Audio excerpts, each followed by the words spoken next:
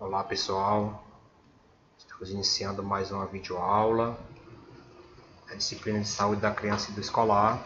Veremos hoje o crescimento e o desenvolvimento infantil. Tudo que abrange em relação aos programas de crescimento e desenvolvimento infantil, até toda a atividade que é pertinente do profissional da saúde no âmbito de avaliar e observar de forma saudável a criança em sua estrutura de desenvolvimento. Então a gente inicia com a história do PAIS, que na verdade é o Programa de Atenção Integral à Saúde da Criança, o Programa da Assistência que pega, em 1983, a Divisão Nacional Materno-Infantil, o DINSAME, elaborou o Programa de Assistência Integral à Saúde da Mulher e da Criança, o PAIS-MC.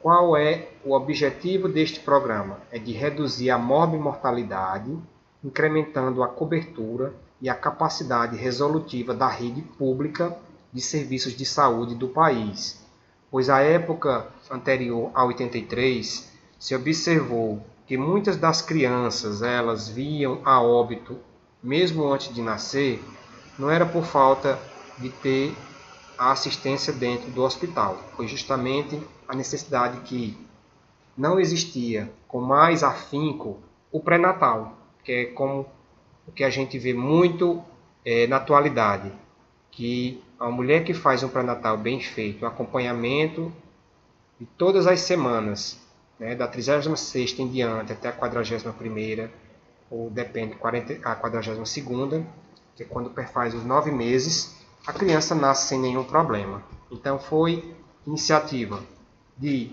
incrementar para que esse programa entrasse dentro da saúde brasileira pública, e o SUS incrementou para desburocratizar e facilitar com que os serviços públicos eles sejam oriundos de muita qualidade para os usuários que o procuram, e a criança, por assim dizer, e a mãe terem um desenvolvimento saudável. Em 1984, o PAIS-MC foi implantado e posteriormente houve a separação deste programa, na verdade era o programa que pegava a parte da saúde da mulher e da criança, que é o Programa de Assistência Integral à Saúde da Mulher e da Criança, certo?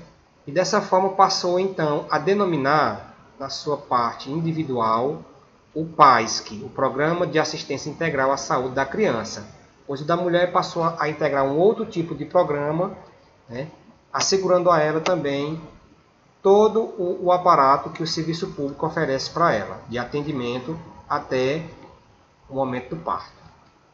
O objetivo geral do Programa do Crescimento e Desenvolvimento Infantil, que é o PAISC, é de reduzir a morbimortalidade na faixa entre 0 a 5 anos, que era a faixa predominantemente onde as crianças, em maior incidência, elas viam a óbito pela falta de assistência. Então, vimos que os objetivos específicos deste programa é acompanhamento do CD. O que é o CD? Crescimento e desenvolvimento, com uma metodologia de assistência. Então, acompanhar de forma assistencial favoreceu para as mulheres o nascimento do seu filho de forma tranquila e saudável. Um outro objetivo do programa é promover o aleitamento materno e orientar a alimentação no primeiro ano de vida. Ou seja, até o primeiro ano, a literatura dizia que a mulher tinha que amamentar o bebê sem incremento de outros alimentos. E a partir do primeiro ano de vida, orientar a alimentação saudável com frutas e papinhas. Ok? Aumentar os níveis de cobertura vacinal para que a criança, em seu esquema, ela possa estar protegida, imunizada, para não ter nenhum tipo de doença por conta da não vacinação. Identificar precocemente as patologias, que a gente vai ver lá na frente, o teste do pezinho, que deve ser feito para prevenir precocemente, e promover a educação para a saúde, através de palestras, destacando a importância da participação da família no crescimento e no desenvolvimento infantil. Ações básicas do programa: priorizou a amamentação e a orientação para desmamar, que é para encerrar a amamentação na idade certa, a assistência e o controle das infecções respiratórias agudas, as infecções, doenças respiratórias, do trato respiratório, a realização do teste do pezinho, que é importante para a detecção de doenças precoces, a imunização, que é a vacinação, o controle das doenças diarreicas, também muito prevalente na infância, aí na fase em que a criança nasce, e também a ação de acompanhar o crescimento e desenvolvimento de forma categórica, para crescer e acompanhar de forma saudável o bebê. Quais são as principais ações programáticas da saúde da criança? Mais uma vez, o reforço da promoção do aleitamento materno, a importância da amamentação para a proteção da criança. O leite materno ele constitui de anticorpos IgM e IgG, que são protetores na não detecção de doenças. A criança nasce saudável, os dentinhos nascem saudáveis, a criança tem ossos saudáveis e assim torna-se uma pessoa quase livre de doenças nessa faixa etária. Como também a ação programática, o IDP, que é a atenção integrada às doenças prevalentes na infância, que é quando há uma investigação das doenças e aí você dá uma atenção integrada nas formas de ação preventiva, certo? E de promoção. Como também a assistência ao recém-nascido, que é o RN, recém-nascido, RN. Acompanhamento do crescimento e desenvolvimento através do cartão de vacinação, da pesagem e da forma da alimentação, como está sendo feita após o primeiro ano de vida. E também da prevenção de acidentes e de violência na infância, como a gente viu nos direitos da criança e do adolescente, no ECA, que é um tipo de ação que também deve ser monitorada para que a criança tenha esse acesso. E aí a gente vê as interfaces da saúde integral da criança.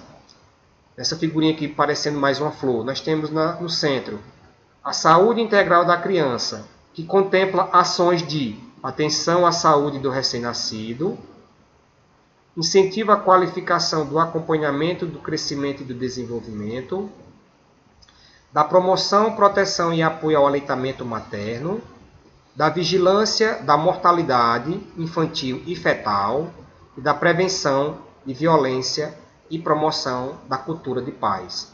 Então, esse leque aqui de ações contemplam toda a saúde integral da criança na fase em que ela está para o crescimento e o desenvolvimento saudável. Então, ela tem esse direito e tem que ser assegurado por lei através do ECA e deve ser posto em prática por todos os governos que constituem a República Federativa do Brasil. As linhas de cuidado são linhas de direcionamento, que é mais ou menos aquelas ações que a gente viu anteriormente, que vai ser posto em prática. Primeiro seria delas as ações da saúde da mulher, onde a mulher tem que ter atenção humanizada e qualificada desde o pré-natal até o parto e o pós-parto. A atenção humanizada e qualificada à gestante, mais uma vez, frisa a questão da saúde da mulher, o acompanhamento de um bom pré-natal, certo? De um bom parto e os cuidados adequados para o recém-nascido. E a triagem neonatal, principalmente o teste do pezinho, que detecta precocemente possíveis doenças que podem ser tratadas ainda na infância, levando a criança a não ir a óbito, certo? Como também nós temos o incentivo ao aleitamento materno, veja como isso aqui é muito frisado, o aleitamento materno deve ser incentivado, a mulher ela tem a produção natural do leite, por mais que ela ache por mito não ter leite suficiente, achar que é fraco, mas é mito, o leite já em quantidade e dose certa para o seu bebê. Da forma de incentivar, é estimular as unidades básicas de saúde no pré-natal, dando orientações a ela, estimular na sala de parto, nas maternidades, a amamentação, o estímulo após a alta da maternidade, onde a mãe pode ir para casa, mas recebe orientações para continuar no aleitamento materno, a proteção legal ao aleitamento e a mobilização social, onde a família participa, os vizinhos participam desse momento mágico para a produção do leite, em que a mãe não pode deixar de dar em hipótese alguma. E em casos em que a mãe não tem leite de fato algum, em momento algum, Existem bancos de leite que fornecem leite de doação de outras mães para aquelas crianças que não têm em suas mães o leite para a sua sobrevivência. Outra linha de cuidado seria o incentivo e a qualificação do acompanhamento, do crescimento e do desenvolvimento, o CD, que a gente vai ver lá na frente, que é a puericultura, que é qualificar o profissional para fazer um excelente acompanhamento, né, do crescimento e do desenvolvimento infantil, que diz respeito a vacina, peso e medida. A alimentação saudável, na linha 6, e na prevenção de sobrepeso, para a criança não ter obesidade infantil. Combater a desnutrição e as anemias carenciais pela falta de uma alimentação à base de ferro. Estimular a mãe a alimentar-se com ferro, né, como o simples feijão, que é um alimento rico em ferro, favorece, né, e assegura ao bebê este combate a não ter anemia futura.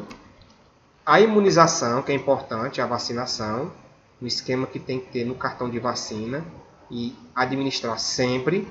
E atenção às doenças prevalentes no IDP, dentre elas, que é as doenças prevalentes da infância: diarreia, a sífilis e a rubéola congênita, que passa da mãe, o tétano neonatal, o HIV/AIDS, que passa da mãe, e as doenças respiratórias ou alérgicas também, que podem ser adquiridas fora do útero após o nascimento. A outra linha seria a atenção à saúde bucal, já na fase do crescimento dos dentinhos, a saúde mental, a prevenção de acidentes, de maus tratos, de violência e trabalho infantil, né? Desde o ECA, que deve realmente, na prática, pegar em cima de todas essas pessoas que maltratam, né? Que levam as crianças ao trabalho, que violentam dentro de suas casas. E a atenção à criança portadora de deficiência, né? Inserindo-a no contexto social como uma pessoa normal perante a sociedade. E aqui você observa nessa figura, uma das ações aí das linhas de ação é a promoção ao aleitamento materno, né? Momento mágico em que a criança, ela, em contato com a mãe, ela vive esse momento da mãe, com a alegria que está nessa fotografia, está transmitindo a proteção para o seu filho através do leite materno, e aí cria-se esse lindo elo, né, de ligação entre mãe e filho, né? Nessa outra figurinha também você pode observar o momento mágico da amamentação e a promoção ao aleitamento materno, que deve ser feito constantemente quando se acompanha as gestantes nas unidades básicas ou através de palestras, né, através de educação em saúde.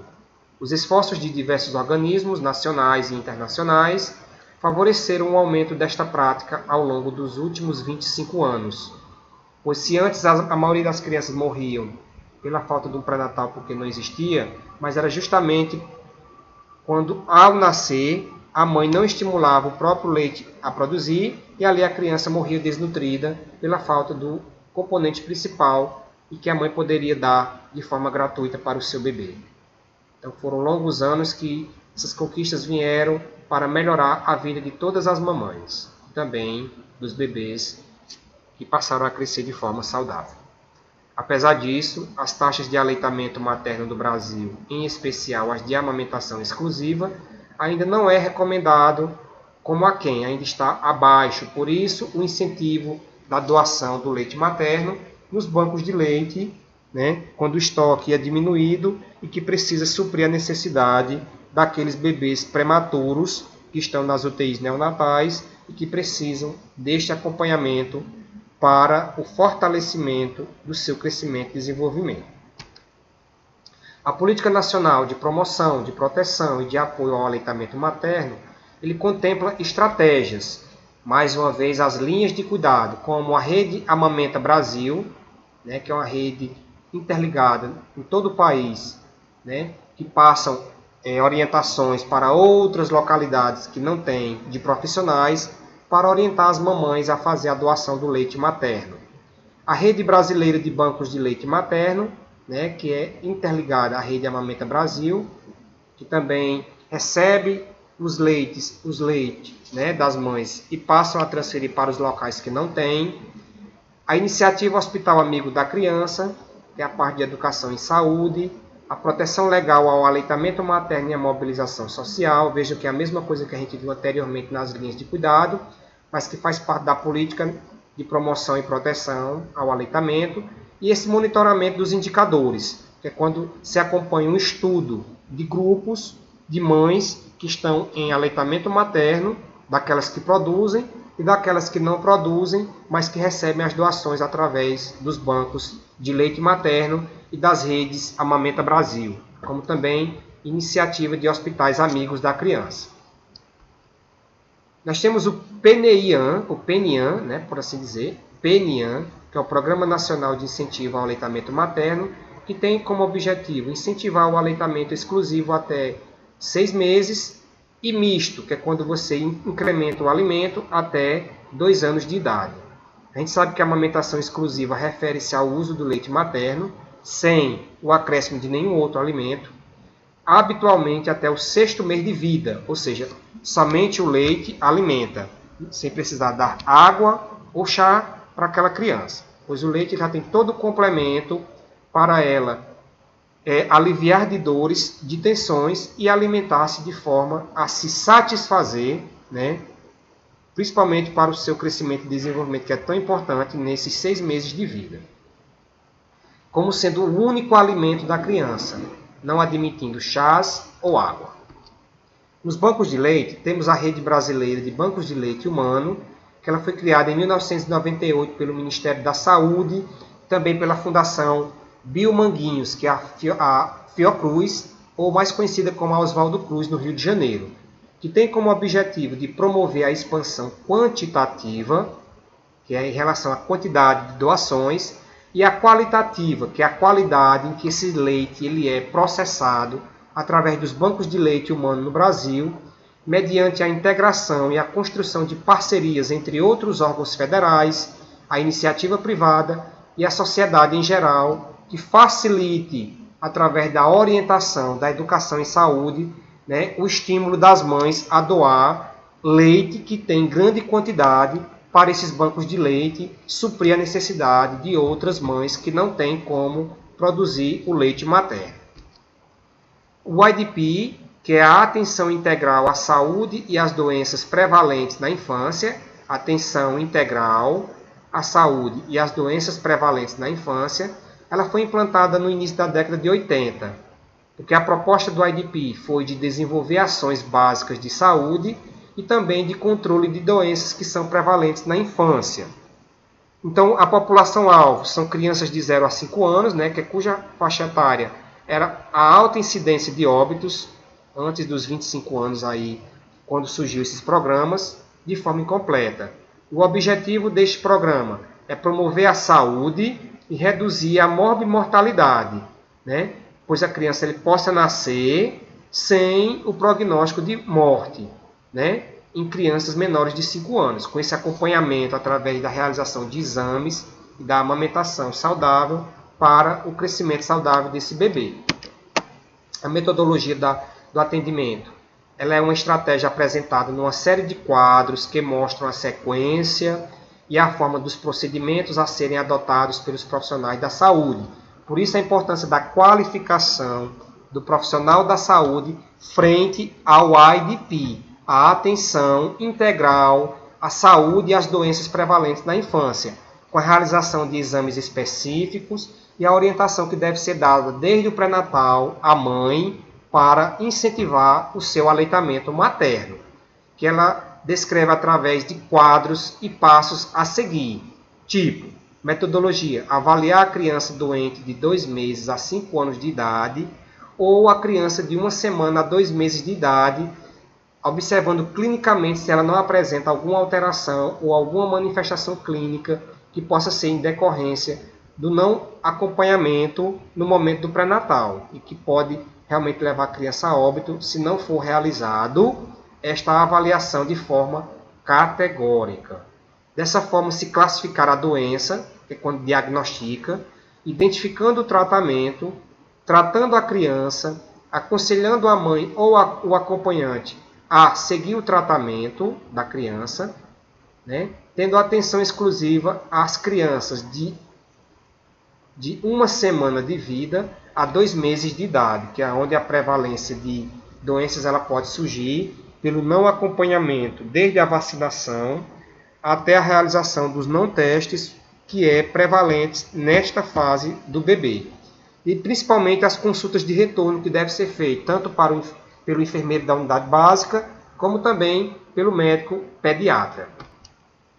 O profissional da saúde receberá uma orientação de como tratar as crianças doentes, seguindo os quadros de conduta, que incluam informações sobre avaliar os sinais e sintomas das doenças, como eu falei anteriormente, o estado nutricional da mãe e do bebê, e também, principalmente da vacinação, se está em dia, para orientar a realizar como está no aprazamento, o certo, quando está datado para a mãe levar o bebê até a unidade básica a receber a vacina.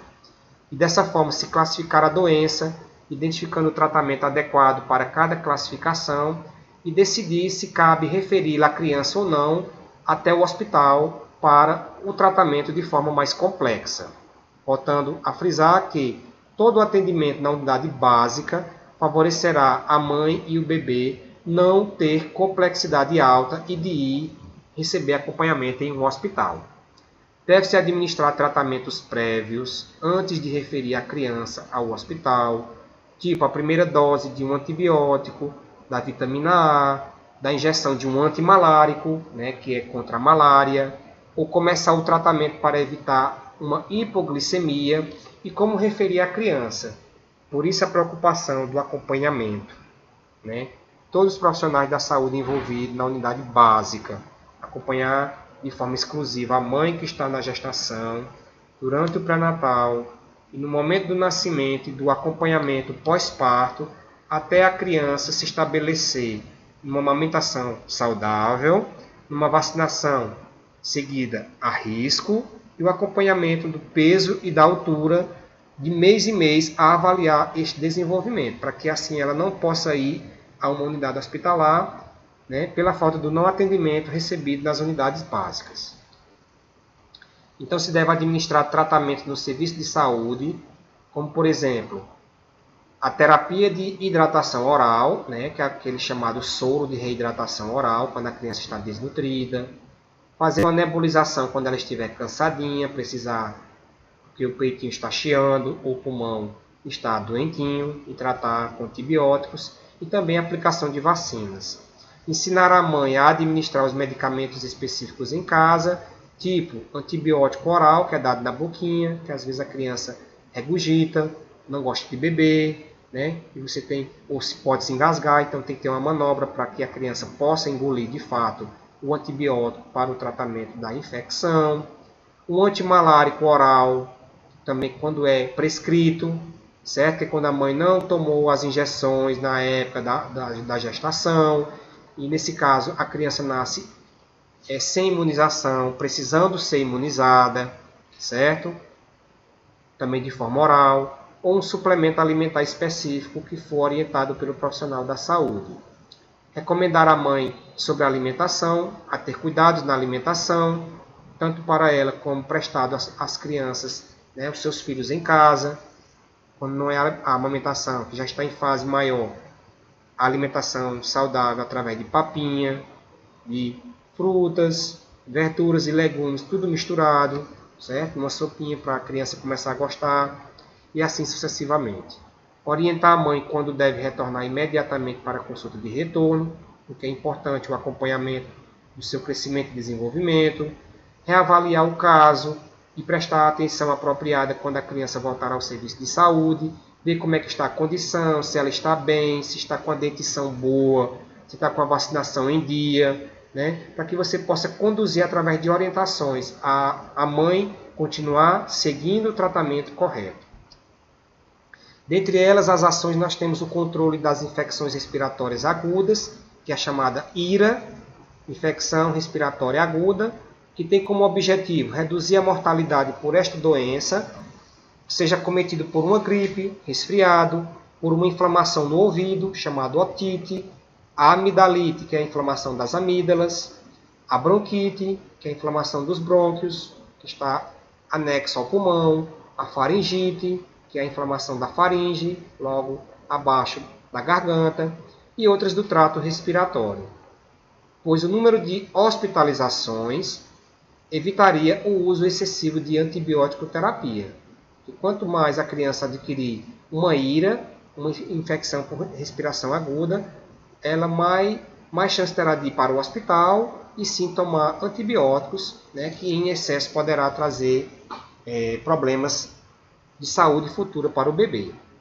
Os sinais de IRA em crianças de até 5 anos são, geralmente a criança que tem IRA, ela tosse, ela tem coriza, né, quando corre água do nariz, ela tem dor de ouvido, né, que é a otite, inflamação, ela tem obstrução nasal, né, pode também ter sangramento, a gargantazinha está avermelhada, que é a amidalite ou a faringite, e a respiração pode ser rápida ou difícil, que é quando ela pode ter até o sufocamento, o nariz está entupido e respira pela boca, aí já poderia ser um problema maior, certo? E a respiração difícil, acompanhada de chiado, que é característica de uma doença como asma, né? E tantas outras também, como pneumonia.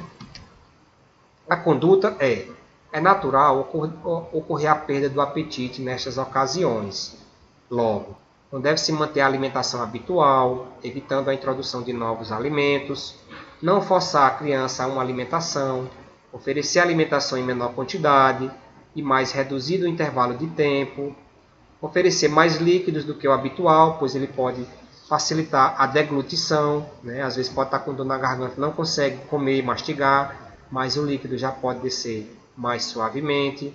Optar por alimentos com maior elevado teor de calorias e proteínas, certo? Como podemos dizer papas, alimentos mais saudáveis à base de legumes, verduras, tudo, e de proteína como a carne de origem animal, né? Como o franguinho, o peixinho, tudo mascarado, né? Para a criança não rejeitar e assim sucessivamente. E oferecer os alimentos preferidos pela criança. A gente sabe que ultimamente as crianças elas gostam muito de comidas rápidas, aqueles salgados, aqueles doces, então isso é fora a parte. Pois isso daí poderá trazer também prejuízo futuro à sua saúde, né? E é também adquirindo uma dentição não saudável. Já sobre o controle de doenças diarreicas, nós temos a TRO, que é a terapia de reidratação oral. É aquele pacotinho de soro que você adiciona a 1 litro d'água e você mexe e dá sempre que a criança evacuar na perda de líquidos. O objetivo é reduzir a mortalidade por desidratação, porque quando ela está com diarreia, ela perde bastante líquido e ela emagrece, né? Devido à exacerbação de agravos nutricionais. Então, por isso a importância da orientação sobre o aleitamento materno e o adicional de alimentos, né, complementares após o 6º ano de vida, ou como a literatura diz, após o 1º ano de vida. Pois aqui apresenta fatores de risco para diarreia na infância.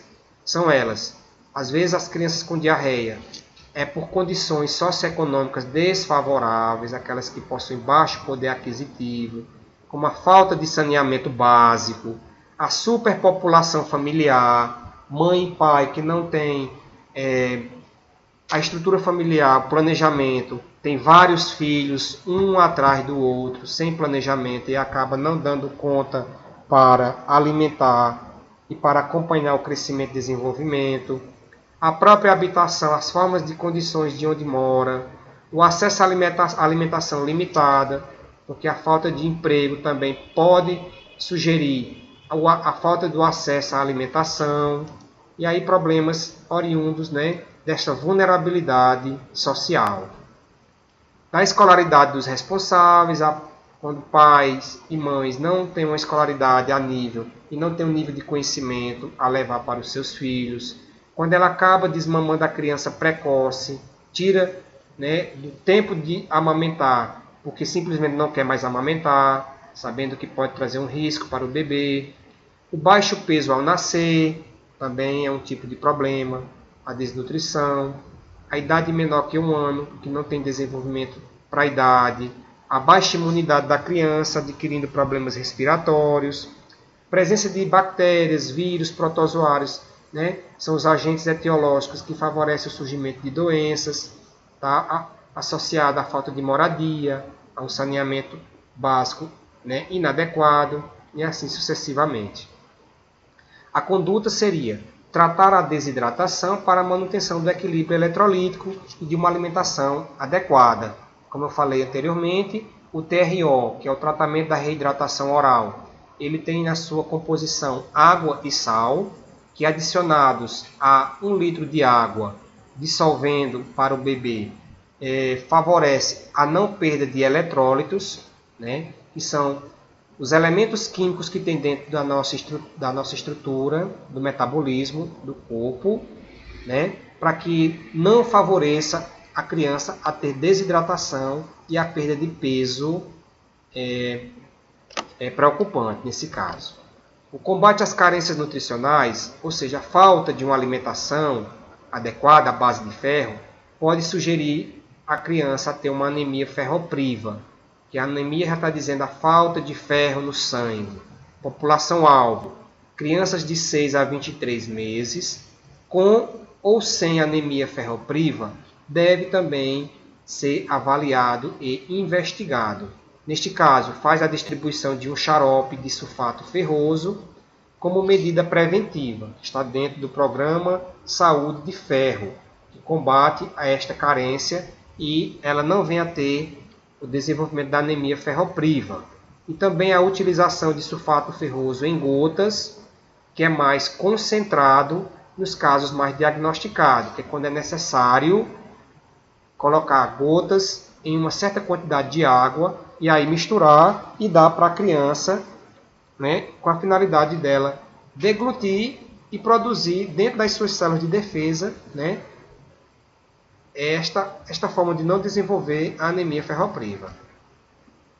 Passamos para um outro passo aí, que é o método canguru. Vocês podem observar aí nas figuras, que é quando as crianças que nascem prematuras, que não têm o aconchego da mãe, não têm o desenvolvimento adequado, que vivem em incubadoras, é essencial a permanência do bebê no hospital. A mãe está lá para que eles possam ter o aconchego da mãe, sentindo o calor, o cheiro, para que ele possa desenvolver, né, e seu metabolismo se fortalecer através de células de defesa e, mais de forma imediata, sair daquela incubadora. Então esse é o método canguru. Ele é muito utilizado em crianças que são desnutridas, que nasceram abaixo do peso e que precisam do calor da mãe para se fortalecer.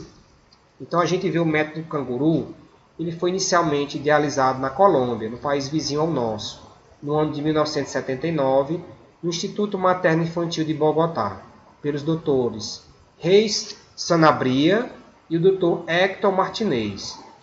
Eles idealizaram isso como uma proposta de melhorar os cuidados prestados ao recém-nascido pré-termo, que é aqueles que nascem antes do tempo, que foi oriundo do país de origem, que visou baratear todos os custos da assistência perinatal, que é no momento em que a mãe tem o bebê, promovendo ações de cuidado, de ações de educação em saúde, através do contato pele a pele, precoce entre a mãe e seu bebê, criando um vínculo afetivo com a maior estabilidade térmica, que é quando sente o calor da mãe, e aí favorecer o melhor desenvolvimento para o seu bebê. Dentre aí a gente avalia, após o método, né, canguru, ações que podem ser diagnosticadas através da triagem neonatal, que são nos momentos iniciais de vida do bebê, onde deve ser realizado testes para a detecção precoce de doenças, né? Que no Brasil a criança tem o direito de realizar gratuitamente esses 4 tipos de exames que é integrado dentro do Sistema Único de Saúde, que são chamados exames da triagem neonatal. A gente vai ver cada um desses específicos, que é o teste do pezinho, o teste do olhinho, o teste da orelhinha e o teste do coraçãozinho. São testes alvos, né, que visa basicamente detectar doenças que podem ser tratadas ainda na infância e a criança ter um crescimento e desenvolvimento saudável, sem óbito. Então a gente vê o primeiro teste do pezinho, né, que você pode olhar nessa figura aí, como procede o teste do pezinho, e deve se realizar no recém-nascido dentro de uma unidade básica de saúde, entre o 3º e o 5º dia de vida.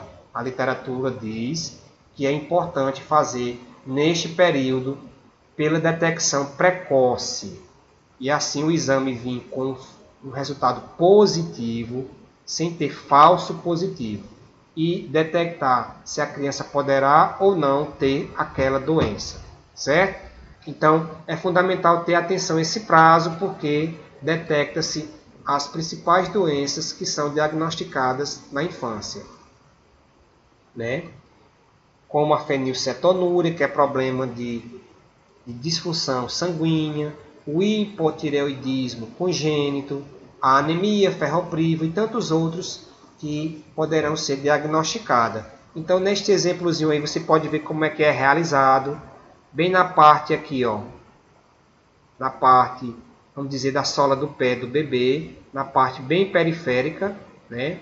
É onde deve ser feita a punção, na casa que a furadinha, né? Através de uma agulhinha, que é a lanceta, você vai lancetar, você vai coletar o sangue, vai preencher as bolinhas que tem no cartãozinho do teste do pezinho, que é em forma de círculo, e você deve preencher todos para que o laboratório possa fazer a análise. Então a gotinha de sangue deve preencher todo o círculo, certo? Apenas colher no verso do cartão, que é um cartãozinho que tem estrutural, e que você deve preencher nessa forma aqui correta, ó. Não deve deixar pingado e nem apenas um pouquinho, sendo formas incorretas. Então poderá o resultado dar errado se você fizer dessas duas formas. Então deve ser preenchido aqui, ficando a bolinha toda vermelhinha. Então tá aí mais ou menos o exemplo de como é feito o exame do teste do pezinho. Ele vem 5 bolinhas e você deve, ao lancetar bem no pezinho, né, na região da sola do pé, a gotinha é suficiente para preencher todos os buraquinhos aqui, todos esses círculozinhos. Você poderá furar até mais de uma vez? Poderá, professor. Sim, professor, poderá, por conta da falta de sangue ou da pouca quantidade que você fez a furadinha. Então, todo cuidado é pouco. Exige técnica para que você faça de uma forma tranquila e sem necessário o exame voltar porque não foi preenchido corretamente. Porque o laboratório que faz esse tipo de exame é levado até Fortaleza, é o LACEN, que é o Laboratório Central do Governo do Estado do Ceará, que recebe todos esses exames que mandam dos PSFs, né? E aí aguardar o resultado. Então você percebe aí como é feita a furadinha bem na pontazinha periférica do pé do bebê, e aí você vai preencher todas as bolinhas e depois preencher com os dados do bebê e da mãe. Aí está aí a lancetazinha, que é a agulhinha que você vai apertar e vai furar o pezinho do bebê e assim realizar o teste de forma tranquila. O próximo teste é o do olhinho, né? Você pode observar essa linda figura, o bebê com o olho vivo, né? Sadio, saudável. Mas é importante fazer o teste do olhinho?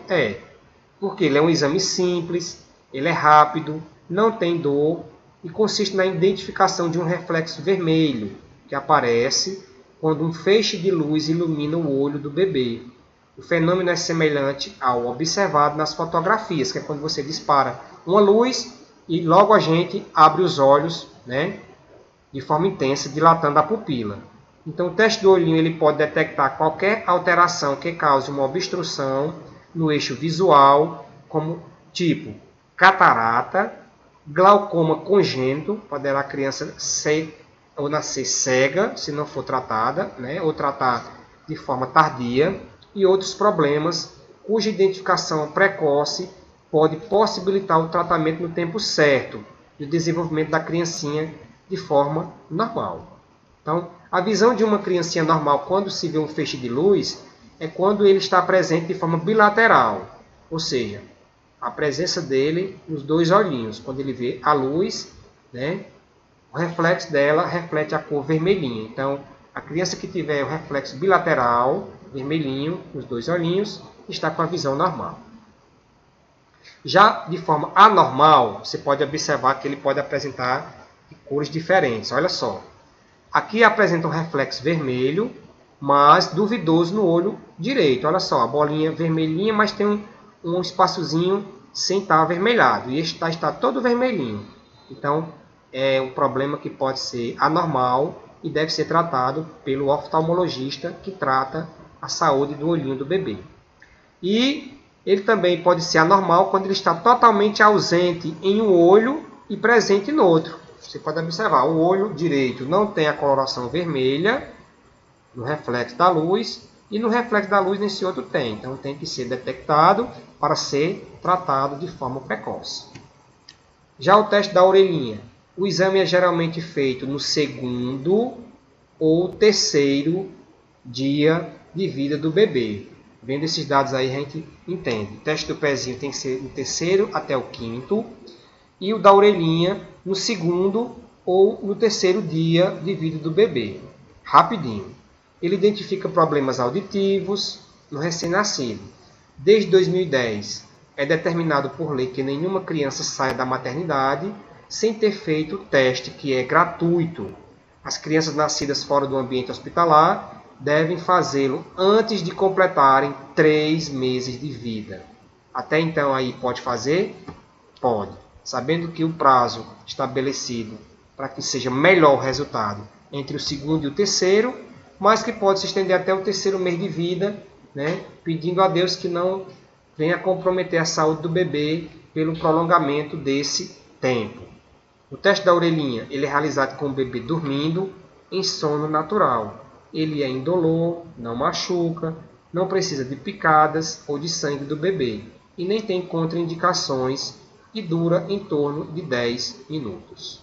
Então, é um aparelhinho que o profissional vai colocar, que é mais parecido com um otoscópio, que ele é digital, que você vai introduzir essa válvulazinha aqui, parecendo um dispositivo, no bebê dormindo, e você vai ligar o aparelho e vai ouvir, através dos sons internos, como é que o sistema auditivo do bebê ele está sendo realizado. Se o profissional, né, pode ser um fonoaudiólogo, pode ser um médico otorrino, né, que faz esse tratamento, ele pode detectar através do som que está, né, saindo do aparelhinho se a criança está desenvolvendo ou não um problema auditivo. Então veja que não é indolor, não tem como, né, ter contato com sangue, porque ele não perfura, e ele dura apenas 10 minutinhos. O teste do coraçãozinho, você já vê aí bem direitinho, que é quando logo o bebê nasce, quando você coloca um estetoscópio e faz a ausculta dos batimentos cardíacos. Todo bebê tem o direito de realizar o teste do coraçãozinho ainda na maternidade. Olha aqui o período, entre 24 e 48 horas após o nascimento, ou seja, no primeiro dia após que nasceu até o segundo. O teste é simples, é gratuito e é indolor. Consiste em medir a oxigenação do sangue e dos batimentos cardíacos do recém-nascido com o auxílio de um instrumentinho chamado oxímetro, que é o que mede o nível de oxigênio, tanto no coraçãozinho como também no cérebro. Ele é uma espécie de pulseirinha que pode ser colocado no pulso e no pé do bebê. Caso algum problema seja detectado, o bebê é encaminhado para fazer um ecocardiograma, que é um exame feito pelo cardiologista, que define, através de um exame de imagem, como está o funcionamento do coraçãozinho do bebê, certo? Em seu ritmo e em sua velocidade. Se for alterado, ele é encaminhado para um centro de referência em cardiopatia para tratamento específico. Nós estamos vendo aí, através dessa figura, que pode ser colocado no pezinho, como também no pulso do bebê através da pulseirinha. Então aqui é um oxímetro, que aqui ele mede o nível de batimentos cardíacos. Se tiver abaixo do valor de um recém-nascido, ele está com algum problema, sim ou não. Ou se tiver acima do valor, ele também poderá estar apresentando um problema cardíaco. Então deve-se levar para um especialista. a fim de fazer um ecocardiograma e, se for em casos mais complexos, graves, ir para um centro de referência em cardiopatia. Passando dos testes aí, que é a chamada triagem neonatal, nós entramos propriamente no que chamamos de acompanhamento do crescimento e desenvolvimento infantil, que é o que? A puericultura, que é justamente o acompanhamento que é feito dentro das unidades básicas de saúde, através do profissional enfermeiro, médico e também de profissionais como agentes comunitários da saúde, que vai até a residência do bebê, com a finalidade de pesar, anotar o peso do bebê em casa e levar posteriormente para a unidade básica de saúde para um acompanhamento mais complexo. Então ele ocupa-se da infância normal, que faz parte do acompanhamento do crescimento e do desenvolvimento, da promoção da saúde e da prevenção da doença na criança. Ele é acompanhado através da promoção e da evolução da criança em seu crescimento, nos aspectos físicos, sociais e psíquicos, com o ambiente onde ele está inserido, e com o comportamento das pessoas que lhe prestam os cuidados nas etapas do seu desenvolvimento, que é importante para avaliar se a criança está ou não crescendo de forma saudável. O acompanhamento do CD, que é o crescimento e desenvolvimento, é o eixo de apoio a todas as atividades de assistência à saúde da criança, pois o crescimento refere-se ao aumento de medidas corporais, como peso e altura. E o desenvolvimento aplica-se ao aparecimento de aperfeiçoamento de funções, desde a forma de como a criança está iniciando a fala, de como a criança está desenvolvendo a sua habilidade motora, as suas funções cognitivas de pensamento, de criatividade, de maturidade psíquica e outras. Toda criança menor de 5 anos, ao chegar na unidade de saúde, para atendimento deve ter o peso aferido, ou medido, como também o comprimento e a estatura. Estes valores devem ser registrados em prontuário, acompanhado de idade calculada segundo a data do nascimento. Deve ter o estado nutricional avaliado segundo o indicador de peso para a idade, o chamado PI, o indicador de peso para a idade, saber que a criança está com o peso certo para a idade, tendo como referência a escala em percentis do chamado NCHS, que é uma forma de medir de forma percentual se a criança está dentro da faixa de crescimento e desenvolvimento adequado, fazendo todas as anotações, as situações encontradas no prontuário, e ter marcado o cartão da criança, explicando ao responsável sobre a situação encontrada. Então, se fizer o indicador de peso e altura e a criança estiver inadequado, então ela vai apresentar um percentil baixo, ou seja, um nível baixo para a idade. Então, deve-se anotar a situação e tentar encontrar, relacionar o tratamento da criança dentro desse padrão em que ela apresentou como percentil abaixo, ou também como percentil acima, que é quando a criança apresenta obesidade. Ok?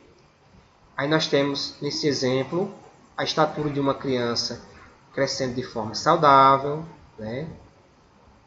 O crescimento deve ser referenciado quando você mede o peso, mede a altura, mede o comprimento da cabeça, que é o perímetro cefálico, mede o comprimento torácico, que é o comprimento do peito, de fora a fora.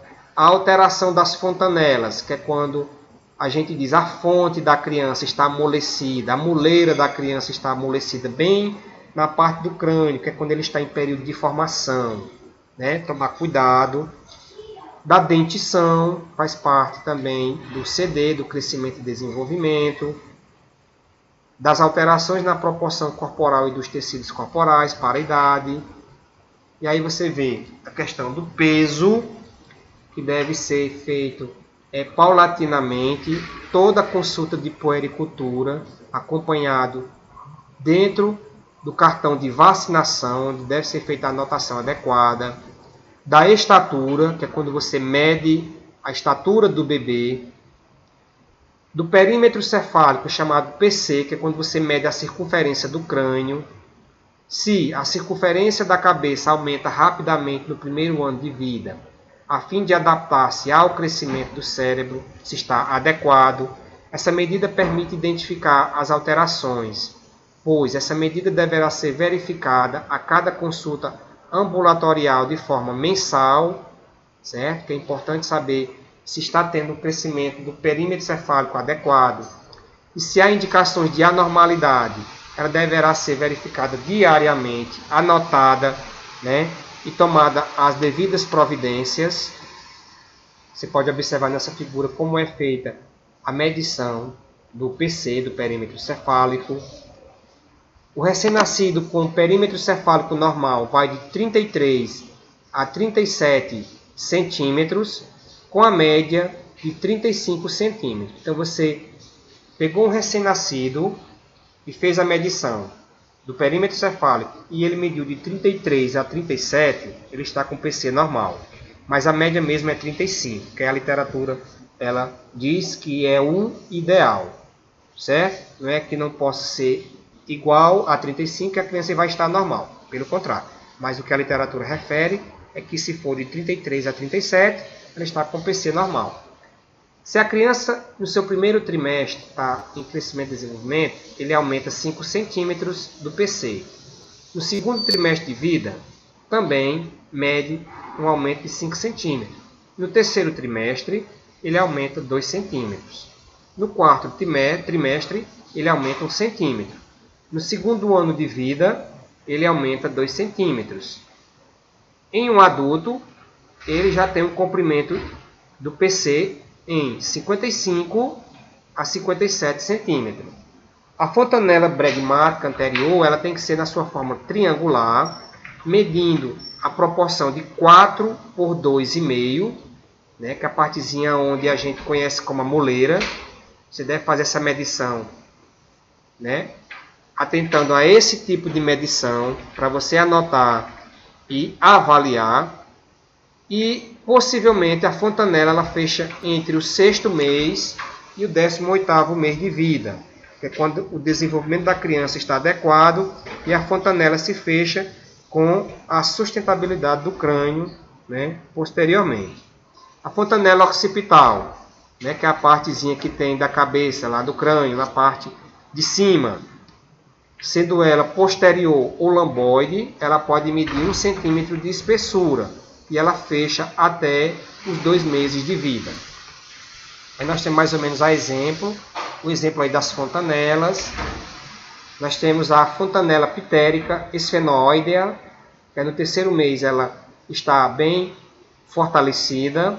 A fontanela bregmática, que é a frontal, né? Você, logo em cima da cabecinha aqui, ó, antes de chegar na testa, ela se fecha entre 18 e 24 meses. Nós temos a partezinha aqui da testa, em seu meio, de sutura metópica, só apenas a nível de conhecimento.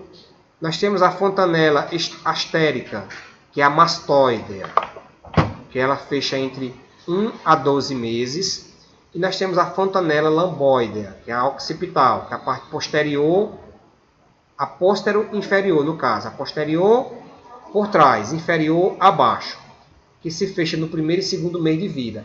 Ah, tio Ronald, ou professor Ronald, nesse caso aí, a gente deve tomar os cuidados quando levar a criança à puericultura? Sim, né? Porque a criança ela está em desenvolvimento desde o seu nascimento, e observar como é que estão as fontanelas, que toda essa partezinha aqui, ó, da formação do crânio, ele vai estar um pouco maleável, ele vai estar um pouco amolecido, e cuidados devem ser redobrados para a criança não sofrer nenhum tipo de acidente, né? Posteriormente não ter um trauma craniano. Já para o PT, que é o perímetro torácico, já corresponde à medida da circunferência do tórax, né? Que é a medida que você vai fazer de frente por trás da região do peito. Ele é importante para detectar algumas doenças. A característica dessa medida consiste na mudança de sua relação com o perímetro craniano, ou PC, perímetro do crânio cefálico. E a relação entre o PC e o PT, que é o perímetro cefálico, e o perímetro torácico, ele vai até 6 meses, né? Que é onde você tem uma relação de igual para igual. Passando dos 6 meses, o PC, que é o perímetro da cabeça, ela passa a ser maior do que o perímetro do tórax.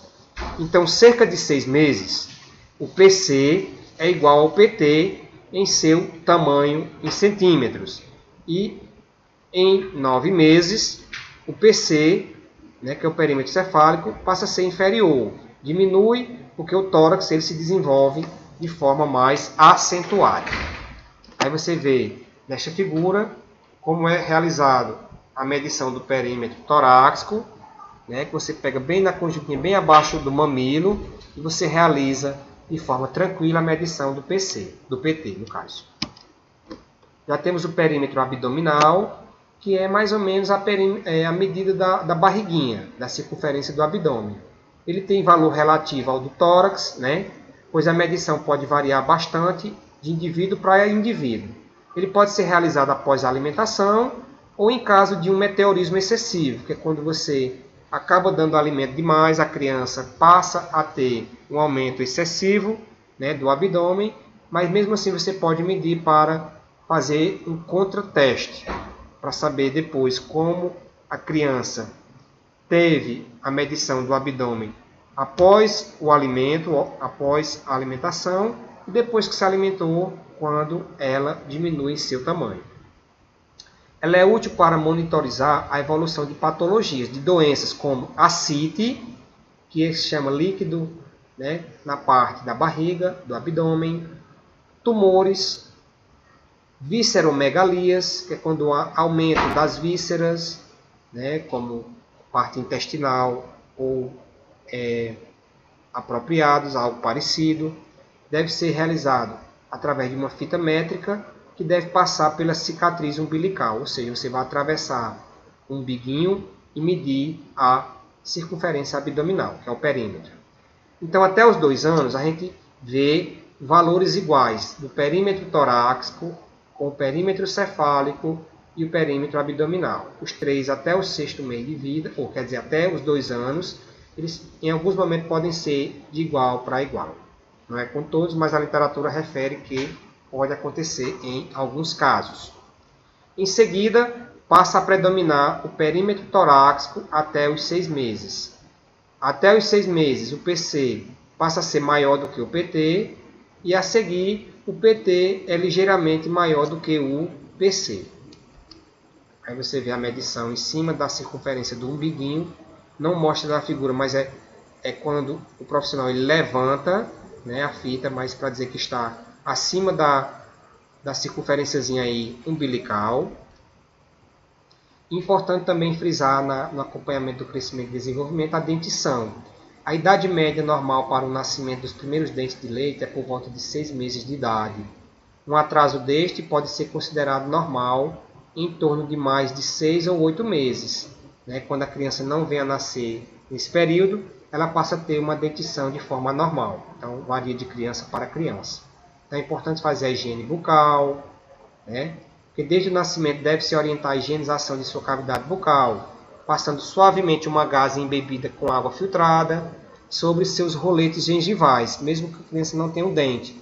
Você pode pegar uma gazezinha, colocar água mineral, certo? Depois você fazer toda essa parte da higienização bucal, certo? Temos a remoção de resíduos provenientes da amamentação, que pode estar branquinho lá com resíduo de leite e você retirar, né, para não depois criar alguma infecção de bactérias. E a partir de quando os dentinhos eles aparecem, que é a erupção dos dentes, deve orientar a mãe a motivá-lo, escovando com auxílio de escovinhas dentais com cerdas macias e de cabeça pequena, para a criança não se engasgar. Aos 2 anos, deve incentivar que ela escove os dentes sozinha e orientar os pais a repetirem a higienização várias vezes ao dia, conforme a alimentação da sua criança.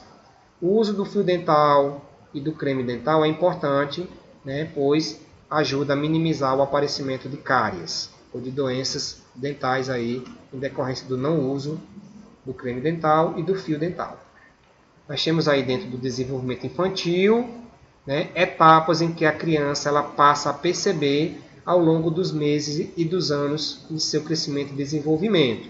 Faz parte do acompanhamento, faz na puericultura. Então aí nós temos marcos do desenvolvimento, né, do crescimento e desenvolvimento infantil a ser observado.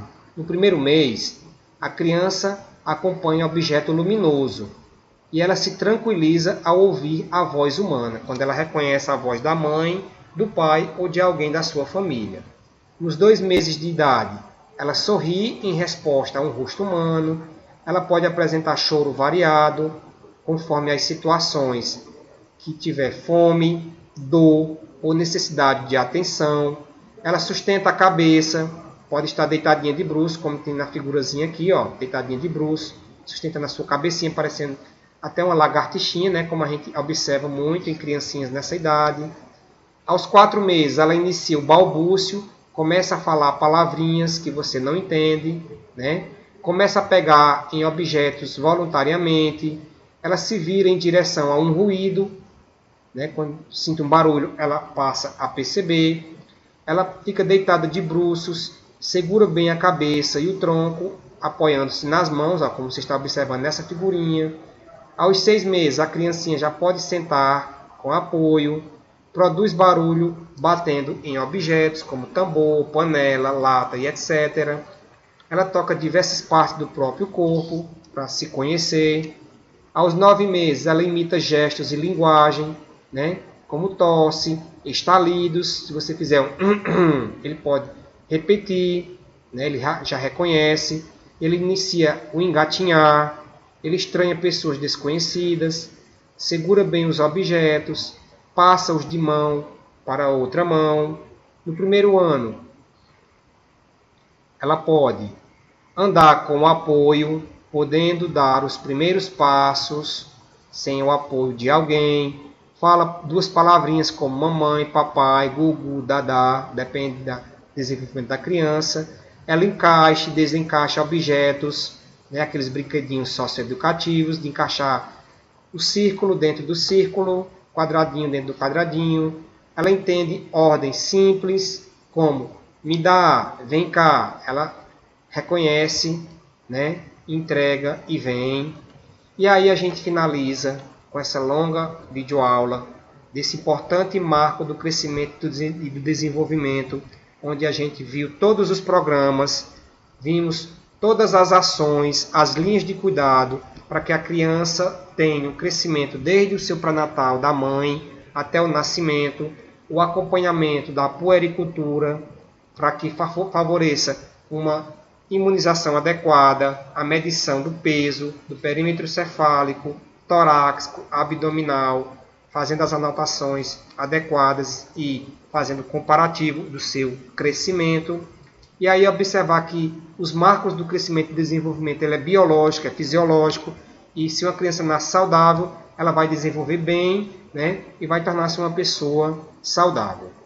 Então a gente encerra a videoaula, desejando a todos uma boa leitura, um bom estudo, anotações pertinentes e as dúvidas tiradas a qualquer momento do dia. Forte abraço e até a próxima videoaula.